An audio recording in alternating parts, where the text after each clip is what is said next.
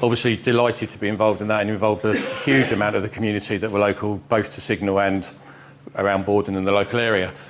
I think it lived up and beyond our wildest dreams that we had sort of, well, it says over 10,000, but we believe between 12 and 15,000 people on the day, which was just phenomenal, really. So the good news is we're sharing with you that we're bringing it back, not this year, but next year. We're going to take a year out. It's about a year in the making, so that's the reason for the time in between, and then you guys don't get so bored with it all the time. So that's what we're doing. We're bringing back in July 2025, and today is really just to share with you. You're the first to find out before it goes live on our new website, which Barry's been working on, and we're going to streamline it. It's going to be bigger and better. That's my instructions this time, is to make it bigger and better. So from there on in, I know we've got a little video clip to share with you guys that didn't know anything about it. Whether we have time for questions at the end is another matter. Over to you, Barry. Cool. I don't know how the slides are going to come out, guys. We've put a few bits together just to let you know what's going on. So yeah, as Gaz said, bigger, better, bringing with more excitement. Last year, 18 months probably was probably closer to the time frame it took to put everything together. Road closure, speaking to local authority, arranging soapbox events, and it was done with a team of probably about 8 people. And there's a couple in the room, Rob, Lisa, a couple of people here that got involved. Sorry, I have absolutely no idea what you're talking about. What's the soapbox? Bordon Soapbox, okay, so basically people build individual small carts with a very small budget. We put them at the top of a hill, we let them go and pray they get to the bottom. Pray they get to the bottom alive. They go over a ramp. Last year, Bordon, we took a Chalet Hill as the primary.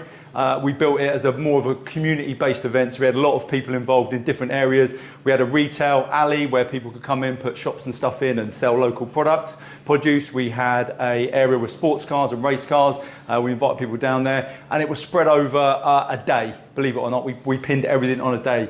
There's a few images that we can probably share with you, which will give you a bit, and there's a video. I mean, to give you some sort of scope on how small we had as a team, me and Gary were running the event from top and bottom, so I was setting cars off. I had a soapbox in the event as well, so when I went down the first time it was great, second time not so great, because I landed on my head for about 15 meters, but we got to the bottom, sprinted back up, and we're back going again. There was a very small small group of people that were managing the whole event. This year, slightly different. We're going to add it in. We're going to build a bit more branding into it. We're going to take accents, and we have learned quite a lot from last year, how we can make it better. We'll be encouraging everybody to get involved, so we're going to be building a micro team of people around this.